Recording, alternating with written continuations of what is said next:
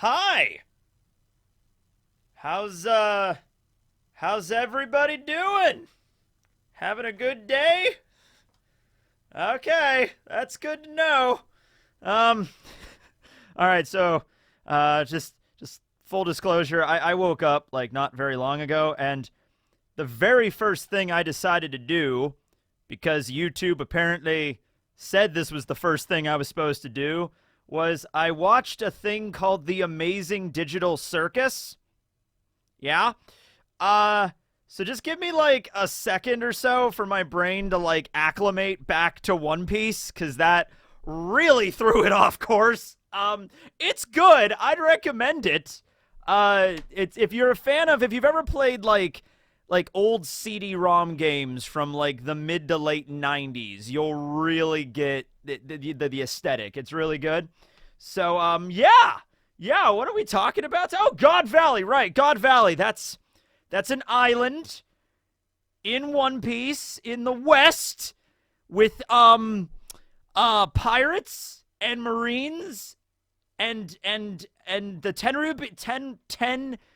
Tenryubito. Okay. Wow, that really did jack up my brain. Holy crap. Okay. Okay, no, we're good. We're good. All right. So, today we're going to be talking about the treasure chests, the treasure of God Valley. All right. Now, look, here's the deal. Something I missed in the chapter itself. You go back and read it. It is there. Actually, it's on the first page, so, you know. Oda is really good at putting stuff way in the background, and you don't really notice at first, because you just assume that if something's way far back in the background, Oda's not going to put a lot of detail on it. But, like, in that very first big panel where all of the citizens of God Valley are running away, like, oh, God, no, we're all going to die. You know, way in the background, you see, like, the head Tenryubito, or, like, the MC of the event, you know, announcing the rules of the tournament and everything like that, and you get to see behind him, you see not one, not two, not three, not four, not five, not six, but seven. Wait, no, we gotta go one back. Six treasure chests that are behind him on these pedestals, on these pillars, okay? It's like, yes, we're going to put these 6 treasure chests all over the island. Now, he doesn't actually say that each treasure chest what contains what, like if they all contain devil fruits or what, but they're all relatively the same size of treasure chest.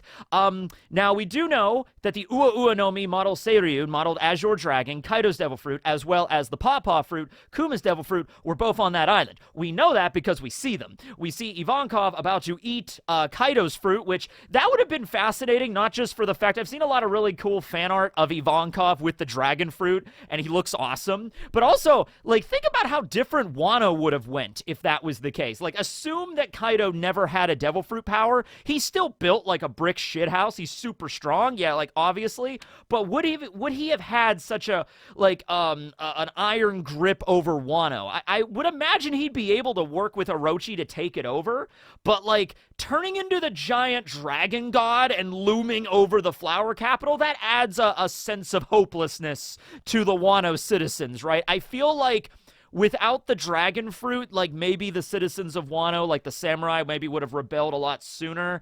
Maybe they would have gotten a lot more people to like, oh, come on, it's just Kaido. Yeah, he's a big guy. He's like an Oni, but we can take him. They might have still lost, but, you know, it would have been an interesting, different parallel. Maybe I'll do a what if for that, okay? So we know that one was there. The pawpaw fruit, which we actually do get to see, shaped like a paw, which makes sense because it's the pawpaw fruit. Kuma eats that one, and that's how he gets his power, right? But there's still 4 other treasure chests. Now, it's possible not all of the treasure chests had devil fruits. Some of them might have just contained, like, oh, you just found a boring treasure chest that contains just gold and silver and rare precious gems, you know? And so the Tenryubito that finds that one is be like, oh, I already have all of this. It might be something like that because, like, Garp called this, like, the Tenryubito's field trip, or, you know, like their little games and stuff like that. So I could see the world nobles being like, yes, we've scattered treasure chests all over the island. Some contain devil fruits. Some just contain some useless gold, you know, whatever. Those are the ones that you don't want to get, right? Obviously, because it's the Tenryubito, right? That's the kind of stuff they would pull.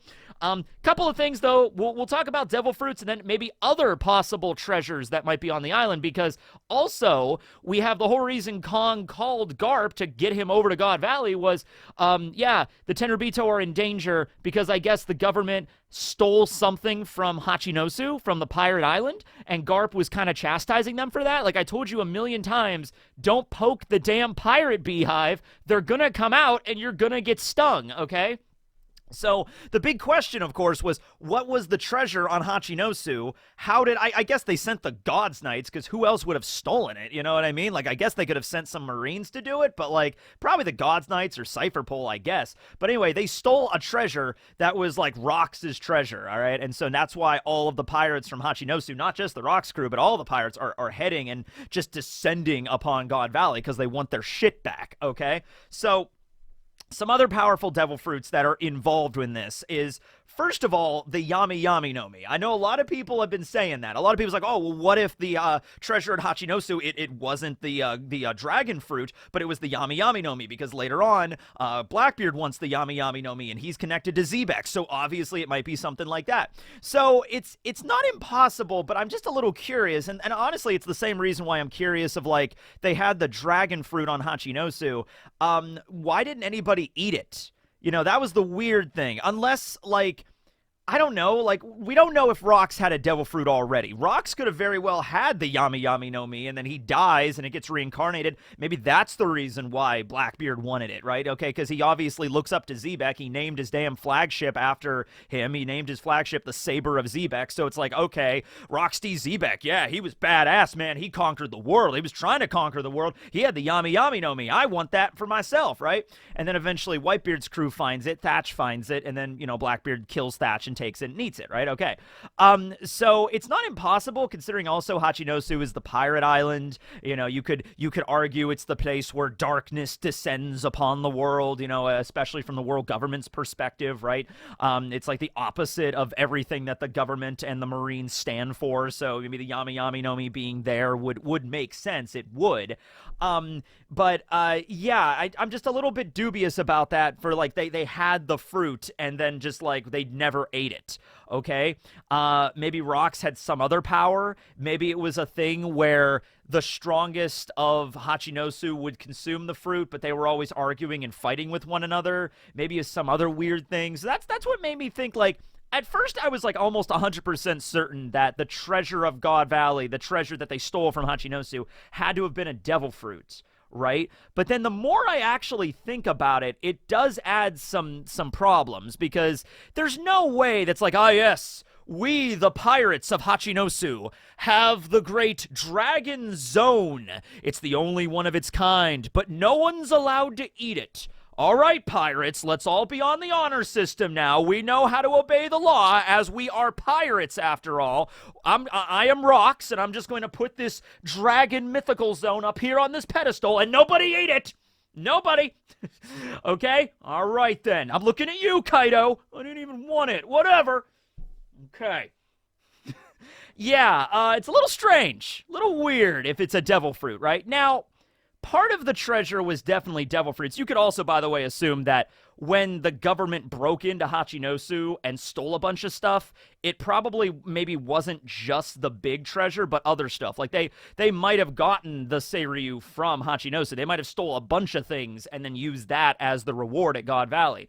I feel like since they've been doing this for a while, the government has been doing the tournaments, you know, the extermination tournaments for a while.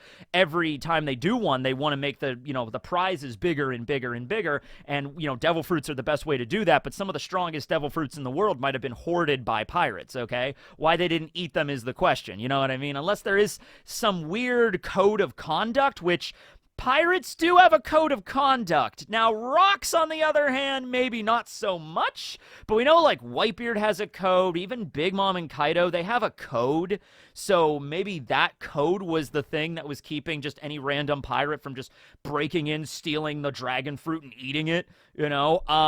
But we do know that Rox may have, in fact, invented the Davy back fight. So maybe the Davy back fight had something to do with it. Like, okay, you won't eat the fruit unless you win a Davy back or something. I don't know.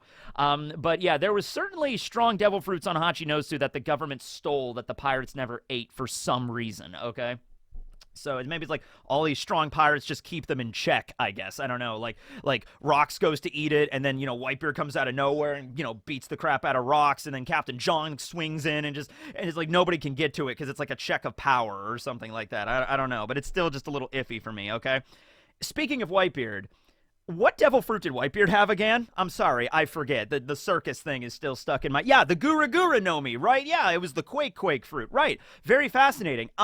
So we only saw Whitebeard in like a couple panels in the last chapter, and this is one of the more younger Whitebeards we've seen. We saw Whitebeard as a kid growing up on Sphinx. Then we saw him a little older. He still didn't have his trademark stash when he was on just some random pirate crew. And then he's like 36 when we see him here, okay? We don't actually know if Whitebeard has the Gura Gura no Mi yet. We saw him with Murakumo Giri. We saw him with his Bicento. We saw him with the mustache. Stussy is riding on his shoulder, clinging to him. But we didn't see, like, he didn't, like, use the Quake bubbles or anything like that. He might have had that power. We know way later, when he encounters Roger, 26 years ago during the Odin flashback, he already had it. So he very well could have it already here at God Valley. I mean, it's very possible, okay? He looks pretty powerful. But the Gura Gura no Mi was also stated by Sengoku to be like, that's a fruit that can literally destroy the world because it's the power of quakes. It's the power of, like, shockwaves and stuff. You could start a massive shift in the Earth's tectonic plates, which then creates massive tsunamis, which then just wipes out the planet. Like, you could do that with the Gura Gura no Mi, potentially, okay? Especially if it's in somebody's hands that just wants to cause rampant destruction. Okay, well, I started to think, like, Rox wanted to be king of the world. I'm just saying, if you want to be king of the world, having a power that allows you to, like, control and destroy the world, that's a good way to set yourself up as the king of the world. Like, I am the king of the world. Listen to me, or I'll destroy the world with a single punch. Oh, man, I think we should listen to that guy. Yeah, I think we probably should. I don't want to, but... he could destroy where I live. That's where I keep all my stuff. You know what I mean? Like, I don't want that, right? So what if one of the treasures was the Gura Gura no Mi? They descended upon God Valley, and instead of Rox eating it, it was Whitebeard that ate it, which is honestly probably one of the better options out of everybody on the Rox crew. Like, I would rather have Whitebeard eat the fruit that could destroy the entire world, because we obviously know he was a little bit more responsible for it. It was just like, okay, I want to have a family. I don't want to just rule over the world with an iron quake fist. I want to raise a family and stuff like that, right? So he used the power more responsibly and didn't just wantingly summon giant tsunamis to wipe out the planet, okay? So it could have been that. It could have been the Gura Gura no Mi, like the absolute strongest paramecia. That very well could have been one of the treasures. There's other devil fruits we could talk about, like Shiki's float fruit. There's a line that he has in the chapter where it depends on the translation. Some of the translations say Shiki's like something like, oh, I'll blow them all up, and then others are like, I'll send you flying, and it might be like, okay, it's Shiki, and he's saying he'll send somebody flying, so it might be a reference to either. Honestly, I could see it from both directions. I could see it like he already has the float fruit, that's why he said that, or it's Oda foreshadowing, like, oh, he says that, and then he ends up getting the float fruit anyway. You know what I mean? I could see that kind of both directions there, but maybe the float fruit was one of the fruits that are in the chest. I mean, it makes sense. It's a really powerful fruit as well. It allows you to fly. It's pretty good. Or rather, see, that's the thing about Shiki's fruit. It allows him to make, like, any object float or fly, right? He could just, like, pick something up and just be like, oh, it's a floating pumpkin, right? And he also says, oh, I can make myself float. Now, I always used to think that meant, like, because he's the fruit user, he's the one that ate it, the rules are a little different for him, so he can make himself float, but nobody else. But then people have actually said, well, actually, it's probably because he has his swords as legs. So he's not really making his own body float. He can't do that with organic material at all, but he can make his swords float, which are his legs, and then therefore he would float. And I'm like, oh, yeah. Yeah, okay, yeah, that makes more sense now that I'm actually thinking about it. Yeah, okay, so it's something like that. Still, very powerful devil fruit, right? I didn't even realize this. I knew it, but I didn't connect the dots. So there were 6 treasure chests there. Right. Shanks was found in a treasure chest. Now, that doesn't... You can look at this from 2 avenues. You could look at this like, all right, everyone, one of the treasures... We'll go through all the treasures for God Valley this year. We have the mythical dragon fruit. Ooh, Ooh, yes, I would love that. We have the pawpaw fruit, allowing you to transport yourself anywhere on the planet. Yes, fascinating. We have the Guru Guru no Mi, the strongest paramecia that allows you to destroy the world with a single punch. Ah, yes, that's quite impeccable. I can put that up on my mantle. And now we have a baby. Goo. Like Shanks just pops out of the treasure chest. Goo. It's like, we have a baby. Anybody want a baby? It's like, yes, well. That baby seems like he'll grow up to be a Yonko someday. Yes, perhaps, maybe. And just like, it's a good investment, you know, that baby. Okay, yeah, I don't think Shanks was, like, in the treasure chest, like, as a prize.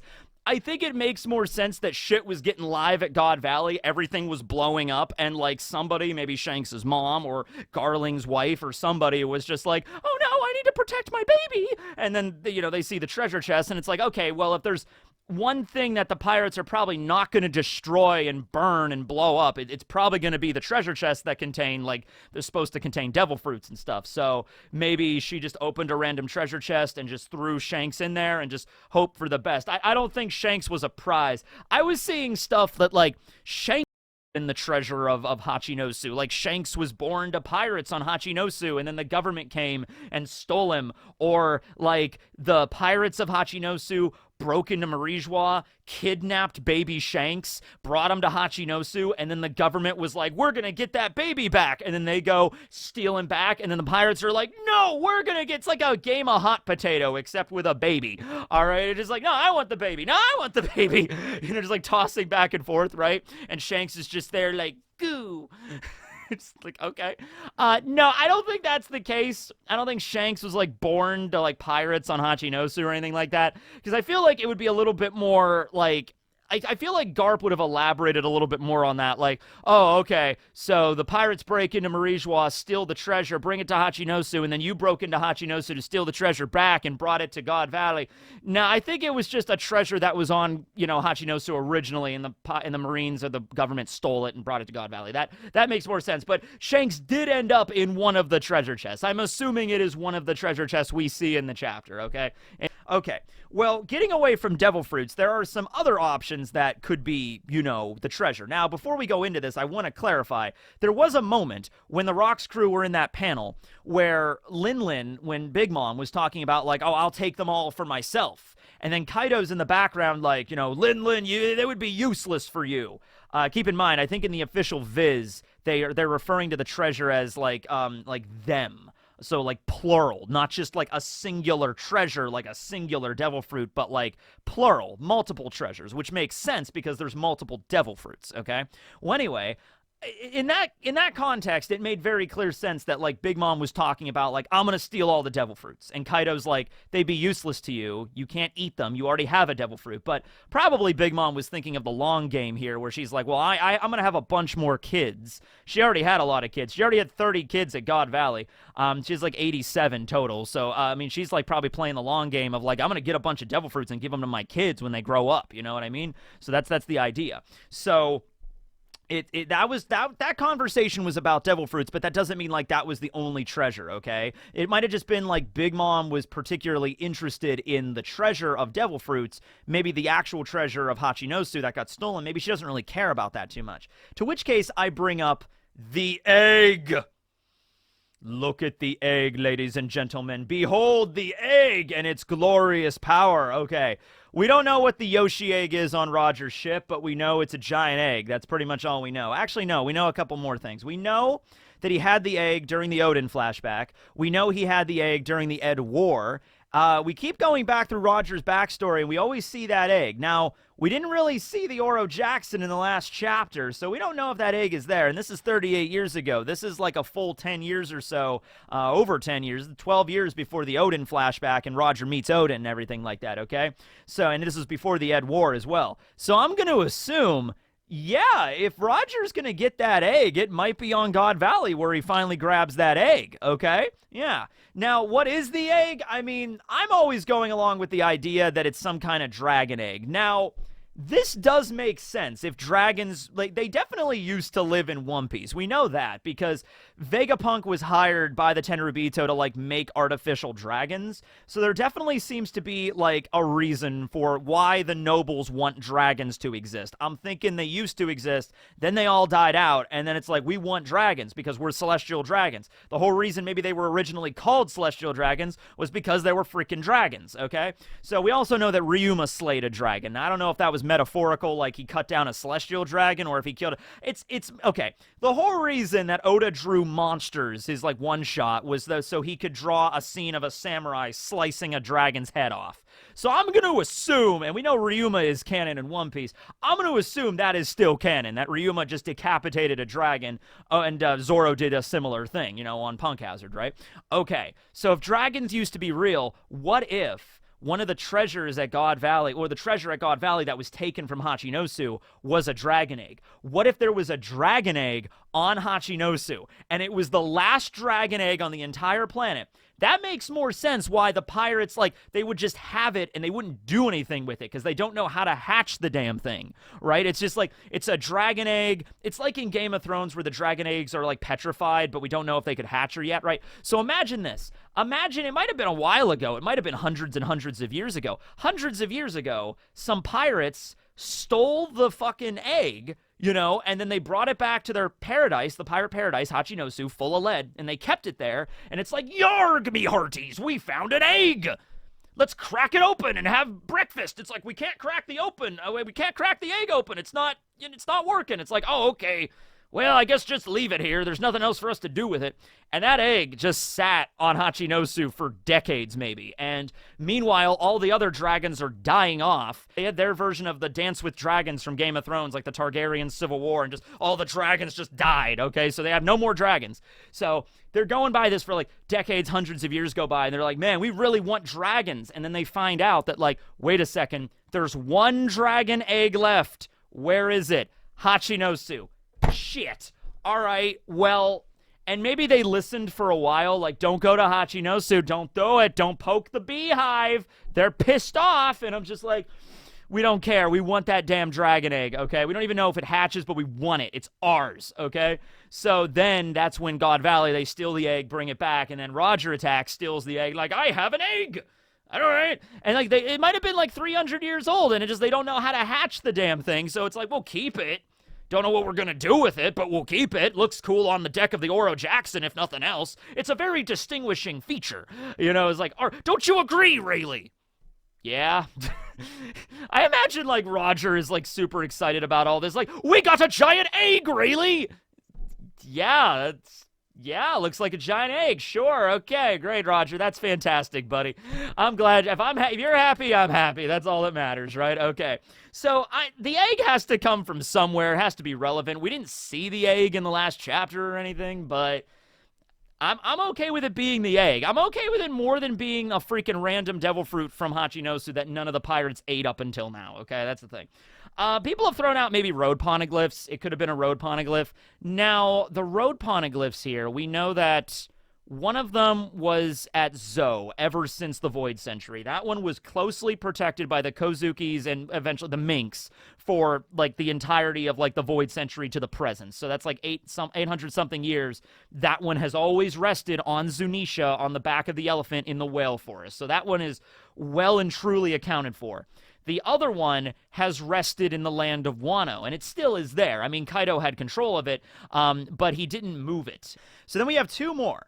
We have the one that's missing that used to be at Fishman Island. I am assuming the one that was at Fishman Island was there ever since the Void Century, but we also know that Whitebeard was in control of it, so maybe Whitebeard takes the Road Poneglyph, if it was at God Valley, takes the Road Poneglyph and then gives it to Neptune for safekeeping, or something like that, or maybe that's the original place it was and it moved around over the course of like 800 years or something, but I don't know. I feel like that one was always there. And then we have, because it was like meant to be paired with the other Poneglyph that was Joy Boy's apology letter, right? So that only leaves Big Mom's. Well, we know Big Mom didn't have it from the beginning. We know, well, now she's had it for a long time, because Roger ended up having to break in and get it and everything like that. So she's had her Road Poneglyph for a while. So I would say, if there is a Road Poneglyph that's on God Valley right now, if that is one of the treasures, Big Mom's gonna end up getting it. That's maybe the story of how she got her Poneglyph, okay? All the other ones seem to be like, yeah, that one at Wano was always at Wano. The one on Zunisha was always at Zunisha. I'm assuming the one that was at Fishman Island was also there ever since the beginning, and then it was moved later. We don't know where it ended up now, okay? But back, in 26 years ago, it was at Fishman Island, so I'm assuming 38 years ago, it was also at Fishman Island, all right? It wasn't moved until in the last 2 decades or so, right? But Big Mom's had to come from somewhere, and this is actually a pretty good place for her to get it, so yeah. But anyway, yeah, those are just some ideas. I was reading through some comments in the, review and seeing like some other ideas of what exactly the treasures could be. The Seiryu dragon fruit, that's definitely up there as a treasure. Big Mom has it. I guess maybe Kaido gets to a point where he's about to die, and so Big Mom, in order to save Kaido, has to give him the dragon fruit, and she doesn't want to, but, she looks at Kaido as like a little brother and is kind of responsible for him, so, Big Mom throws in the fruit. He's like, you owe me a life debt, though, and Kaido is like, oh, dragon mode, and he survives, right? Okay. So it could be something like that as well. But it might tie back to dragons in general. Like, they had a dragon fruit, but they also had a dragon egg, but they're not sure if it would hatch or anything, or if it's still alive or something, right? And we still don't know where that egg's at right now. Like, the egg could be anywhere. I mean, I'm guessing the egg is with wherever the Oro Jackson is. Maybe Scopper Gabon is hiding and he's guarding it. I imagine one of the Roger Pirates has to be guarding that egg. I don't think they would just take the Oro Jackson, throw it in a cave somewhere, and just leave it there to rot. I feel like they took the ship somewhere. Who was the shipwright of Roger's crew? It wasn't Tom. Tom lived on Water 7. He wasn't part of the Roger crew, right? He was an honorary member. But they had to have had a shipwright, although there's actually a weird line in the anime when the Oro Jackson falls from the Sky Island. Scopper Gabon is just like, there's something wrong with the ship and we don't know how to fix it. So they have to go to Water 7 and to fix it. And it's like, do you not have a shipwright, Roger? You're the king of the pirates. That was something that was added in the anime, though. So I don't think that was in the actual manga. They just went to Water 7 just to say hi to Tom, I guess, right? But yeah, somebody is guarding the Oro Jackson, remnants of the Roger crew. Maybe it's Spencer. Maybe it's Millet Pine. Maybe it's Sunbell. But people are guarding the damn thing, okay? And then also the egg would be part of that, all right? So I guess we'll find out. Anyway, thanks for watching, everybody. And now, since we're nearing the end of the month, it's the end of October almost, Halloween is tomorrow, I think it's appropriate now that we just have the last installment of Zebra Facts, which is also, say it with me now, kids, the last episode of Animal Facts! My personal hell has finally ended! Go to the intro!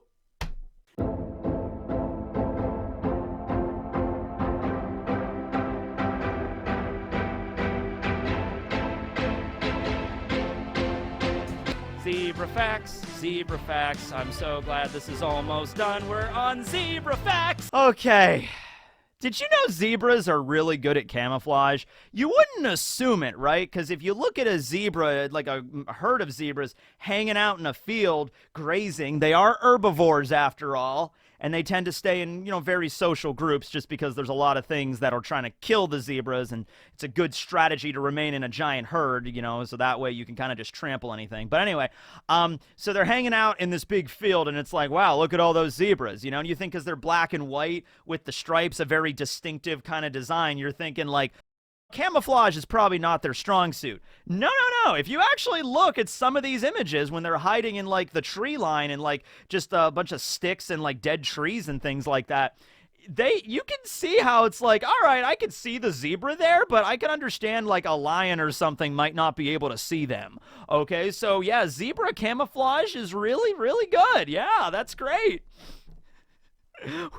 Are we done? Are we done? Barry, is it over? Is it finally over? It's okay, Barry. It's okay. We made it through, buddy. We made it through. We made it through. What was that? 2.5 years? 2.5 years. April of 2021, I think. That was what we had. We made it. We made it, buddy. We could start a new life now. Do-do-do-do-do. Do-do-do-do-do. Do-do. Oh, last thing. Also wanted to bring up that the popularity poll and the worst popularity poll for the arcs, that ended yesterday. Thanks to everybody that voted. We got over, like, I'm sure people voted in both of them. That was the whole point. But, like, if you add up all the votes, it's like 26,000 or something like that, like 13,000 for each. So I wanted to thank everybody that voted. That video, like, and analyzing the results, that'll be out at some point in the future. I don't have to do animal facts anymore, so we're free on that front. Anyway, thanks for watching, everybody. This will be Teching signing out for good Z's. Bye!